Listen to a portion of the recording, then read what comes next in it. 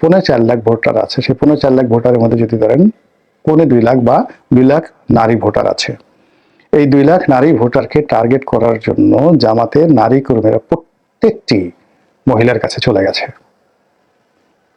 তাদের যারা প্রতিপক্ষ মিছিল করছে, মিটিং করছে, স্লোগান করছে, এক পক্ষ আর এক পক্ষকে হুমকি ধামকি দিচ্ছে, কিন্তু বুকের মধ্যে একটা কোরআন শরীফ রেখে, একটা জায়নামাজ নিয়ে, একটু আতর নিয়ে, মানে কোনো মহিলার কাছে গিয়ে জামাত ছাড়া এই পর্যন্ত কেউ দাওয়াত পাঠায়নি।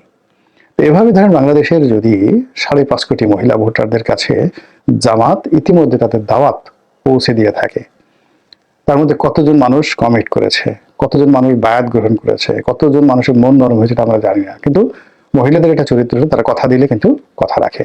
আসসালামু আলাইকুম ওয়া রাহমাতুল্লাহি ওয়া বারাকাতুহু। সম্মানিত দর্শক, একটা হাইপোথেটিক্যাল আলোচনা করি।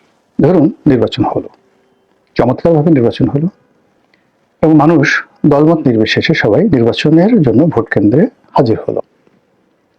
এমনকি আওয়ামী লীগের যারা লোকজন আছেন তাদের মধ্যে একটা অনুশোচনা বোধ এলো যে আওয়ামী লীগের যে সকল নেতা আছেন তারা তো আসলে আমাদের উপর ছড়ি ঘুরিয়েছেন, আমাদের মাথায় কাঁঠাল রেখে তারা ভেঙে ভেঙে খেয়েছেন, এবং 15 বছর ধরে সাধারণ যারা নেতাকর্মী আছেন তাদেরকে ঠকিয়েছেন, দেশের টাকা লুট করেছেন, আর সাধারণ নেতাকর্মীদেরকে বিপদের মুখে ফেলে দিয়ে তারা London, America, Jeddah, Dubai, Russia, Malaysia, Singapore সব দেশে গিয়ে পায়ের উপর পা তুলে মৌজ মারছেন, আর বিদেশে বসে বড় বড় কথা বলছেন।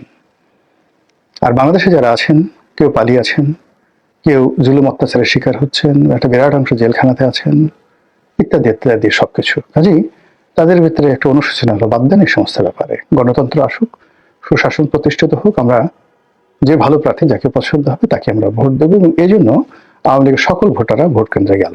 এরকম একটা হাইপোথেটিক্যাল চিন্তা আমরা করি, অনেকটা ডক্টর মোহাম্মদ ইউনূসের মতো। তো এরকম যে একটা অবস্থা হয়, তাহলে 13 কোটি ভোটার, মানে 13.5 কোটি ভোটার, সেই 13.5 কোটি ভোটারের মধ্যে যদি 80% ভোট কেন্দ্রে উপস্থিত হয়, কত হয়, কত ভোটার হয়? প্রচুর ভোটার উপস্থিত হবেন। এখন এই যে ভোটার, ধরুন 13.5 কোটি ভোটার, এর মধ্যে 80% 10 কোটির বেশি হবে। 10 কোটি ধরে একটা রাউন্ড ফিগার ধরে আমরা আলোচনা করি। তো এই 10 কোটি ভোটারের মধ্যে 54% ভোটার কারা? মহিলারা। 54% ভোটার হলো মহিলারা। তো তারা কাকে ভোট দেবেন? তারা কি ভোট কেন্দ্রে আসবেন? তারা কি পুরুষদের মতো সচেতন? তারা কি পুরুষদের মতো দলবাজ? নাকি তাদের গতি, প্রকৃতি এবং চিন্তা চেতনা ভিন্ন, এবং ভোটের ময়দানে তারা কাকে কিভাবে ভোট দেন এই বিষয়ে কি আমাদের কোনো জরিপ আছে? এই বাঙালির যে মন, আমাদের দেশে যেমন গান আছে, উজান গাঙের নাইয়া, আমায় এত রাতে কেন ডাক দিলি প্রাণ কোকিলারে, বা শুনো তাজেল গো। মানে এই যে আবহাওয়া, বাংলার যে প্রকৃতি, পরিবেশ এবং গান, নারীকে নিয়ে যে গল্প, কবিতা, উপন্যাস, এটার সঙ্গে রাজনীতির কি সম্পর্ক? রাজনীতির ময়দানে নারীরা কিভাবে সিদ্ধান্ত নেয়, এটা নিয়ে কি আমাদের যারা রাজনীতিবিদ তারা কি গবেষণা করেছেন? করেননি। আমার নিজের একটা অভিজ্ঞতা বলি। আমি যখন 2009 সনে, মানে 8 সনে ইলেকশনের জন্য গলাচিপাতে গেলাম, তো সেই সময়টিতে যেটি হলো, বয়সে তরুণ ছিলাম, তারুণ্য ছিল, প্রচন্ড গতি ছিল। ওই সময়টাতে আমার যারা প্রতিদ্বন্দ্বী ছিলেন যথেষ্ট শক্তিশালী ছিলেন। বিএনপির প্রতিদ্বন্দ্বী অত্যন্ত শক্তিশালী ছিলেন, আর আওয়ামী লীগে আমার যারা বিরোধিতাকারী ছিলেন তারা বাংলাদেশের প্রেক্ষাপটে সবচেয়ে মেধাবী রাজনীতিবিদদের মধ্যে অন্যতম। তো সকল মেধা এবং যোগ্যতা, মানে এটা, মানে আমার যে গতি ছিল, তারুণ্য ছিল, সেই তারুণ্যের কাছে পরাজিত হয়েছিল। তখন হঠাৎ করে একদিন এক ভদ্রলোক বিএনপি করেন, একটা কলেজের প্রিন্সিপাল। তো উনি খুব বেশ স্ট্রেট এবং ফরওয়ার্ড ওয়েতে, যাকে বলা হয়, আমাকে বললেন যে আপনি আসছেন, আপনি তো একটু ইয়াং, এখন আপনার বয়স আছে, এই বছর না হলেও ভবিষ্যতে হবেন আর কি।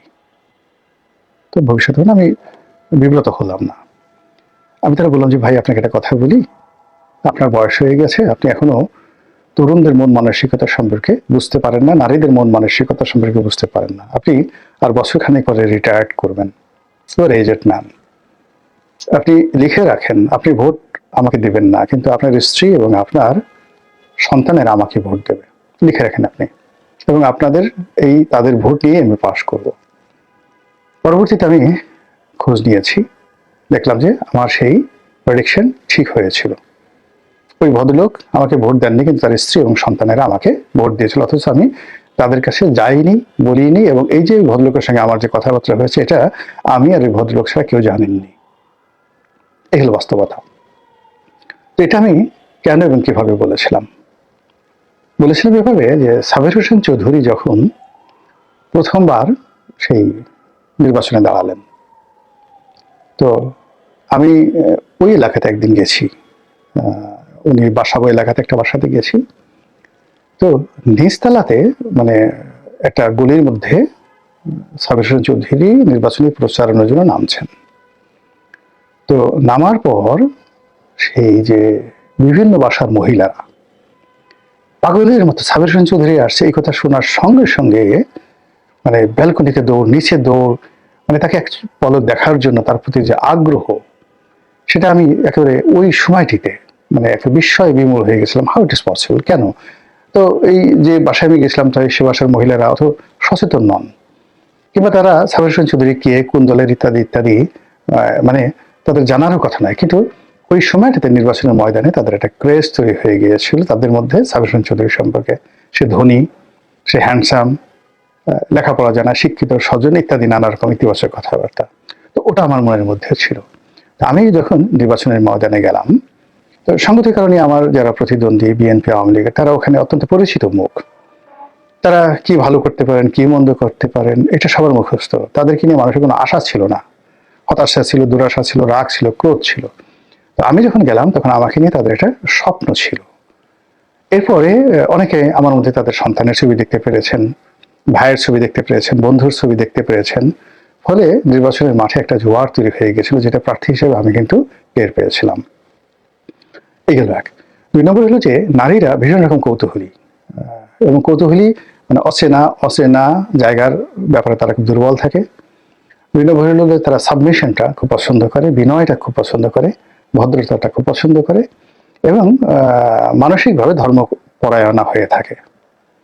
এগুলো মহিলাদের। আর নতুন যারা ভোটার আছে, একেবারে তরুণ যারা ভোটার আছে, তারা মানে যাকে বলা যেখানে তারুণ্য আছে, যেখানে স্বপ্ন আছে, যেখানে গল্প আছে, যেখানে ভবিষ্যৎ আছে, এই জিনিসগুলো তাদের কাছে উপস্থাপন করতে পারে। নাটক আছে, সিনেমা আছে, এই জিনিসগুলো যদি বর্ণনা করা যায় সুন্দর মতো, তাহলে তরুণরা আকৃষ্ট হয়ে যায়।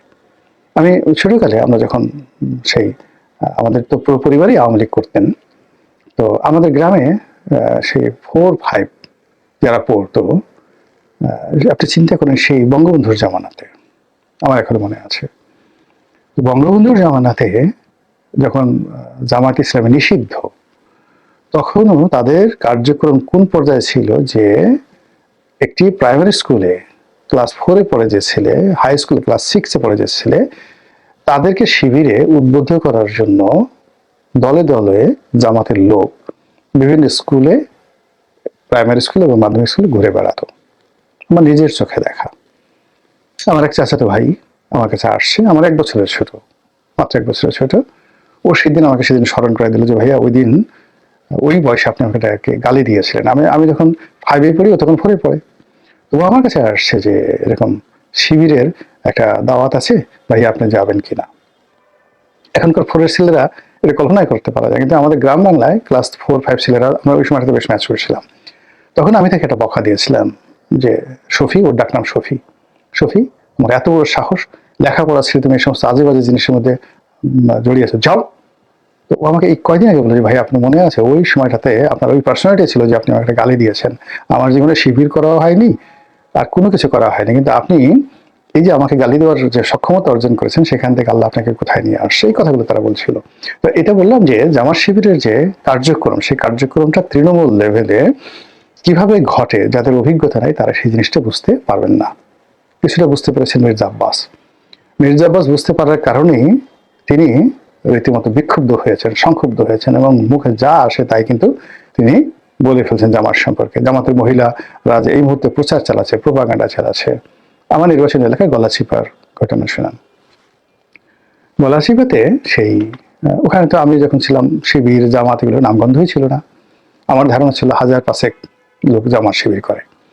কিন্তু 2015 সনে এসে, সরি 18 সনে আমি যখন বিএনপি নির্বাচন করতে গেলাম, তখন যেহেতু জামাত শিবিরের সঙ্গে ঐক্যবদ্ধ ছিল, জামাত শিবিরের লোকজন দেখলাম এবং ওদের কাছে জানলাম যে ওদের 15,000 একদম লিস্টেড ভোটার আছে। এটা 2018 সনে।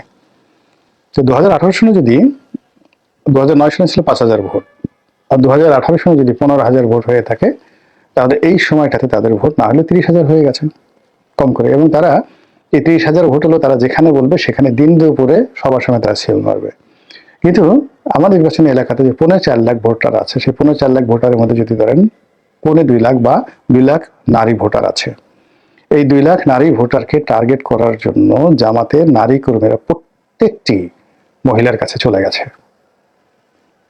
তাদের যারা প্রতিপক্ষ মিছিল করছে, মিটিং করছে, স্লোগান করছে, এক পক্ষ আর এক পক্ষকে হুমকি ধামকি দিচ্ছে, কিন্তু বুকের মধ্যে একটা কোরআন শরীফ রেখে, একটা জায়নামাজ নিয়ে, একটু আতর নিয়ে, মানে কোনো মহিলার কাছে গিয়ে জামাত ছাড়া এই পর্যন্ত কেউ দাওয়াত পাঠায়নি। এভাবে ধরেন বাংলাদেশের যদি 5.5 কোটি মহিলা ভোটারদের কাছে জামাত ইতিমধ্যে তাদের দাওয়াত পৌঁছে দিয়ে থাকে, তার মধ্যে কতজন মানুষ কমিট করেছে, কতজন মানুষ বায়াত গ্রহণ করেছে, কতজন মানুষের মন নরম হয়েছে আমরা জানি না। কিন্তু মহিলাদের একটা চরিত্র, তারা কথা দিলে কিন্তু কথা রাখে। মহিলারা ইন জেনারেল কথা দিলে কথা রাখে। তো সেক্ষেত্রে কত মানুষ জামাতকে ভোট দেওয়ার ব্যাপারে কথা দিয়েছে। ফলে ভোটের দিন যে ভোটারের উপস্থিতি, এবং সেখানে যদি মহিলা ভোটার উপস্থিতি খুব বেশি হয়, বিএনপির বাস, কোনো সন্দেহ নাই। এবং জামাতের যে কি হবে এটা বলা যায় না। খুব অল্প মানে সংখ্যক, মানে 5% বা 6% ভোটার নিয়ে, সীমিত সংখ্যক কর্মী নিয়ে তারা এই যে মহিলাদের দিয়ে এই ভোট বিপ্লব যদি ঘটিয়ে ফেলে, আমি তো আশ্চর্য হব না। সেকেন্ডে যে বললাম যে যারা নতুন ভোটার হয়েছে 18 থেকে 30 বছরের মধ্যে, তাদেরকে টার্গেট করে কিন্তু জামাত এবং শিবিরে যারা লোকজন আছে তারা কিন্তু কাজ করে যাচ্ছে, অনবরত কাজ করেছে দিন এবং রাতে। মিছিল নাই, মিটিং নাই, মারামারি নাই, কাটাকাটি নাই, দিন রাত 24 ঘন্টার মধ্যে 22-23 ঘন্টায় হয়তো তারা কাজ করে যাচ্ছে নিজের পকেটে পয়সা খরচ করে। বিএনপি অন্যান্য যারা লোকজন আছে টেরই পাচ্ছে না যে কি হচ্ছে। এজেন্ট নাই, মিছিল নাই, মিটিং নাই, লোক নাই, দৃশ্যমান নাই, কিন্তু এই দুটো গ্রুপকে, অর্থাৎ নতুন ভোটার এবং মহিলাদেরকে টার্গেট করে জামাত যে চেষ্টা চালিয়ে যাচ্ছে, এবং তা যদি হাইপোথেটিক্যালি নির্বাচনের ময়দানে ভোটারের উপস্থিতি ঘটায়, সুন্দর একটি নির্বাচন হয়, নিরপেক্ষ নির্বাচন হয়, কোনো রকম গন্ডগোল না হয়, আর যদি মানে সবাই ভোট দিতে সুযোগ পায়, তাহলে এই যে বললাম মহিলা ভোটার এবং নতুন ভোটারদেরকে দিয়ে জামাত যদি একচেটিয়া ব্যাটিং করে এবং ছক্কা মারে, কি করবেন আপনি বলেন? আমাদের গ্রাম অঞ্চলে গালকে বলে টাউয়া। নিজের টাউয়া ধরে টানাটানি করা ছাড়া আপনার আর কিছুই থাকবে না।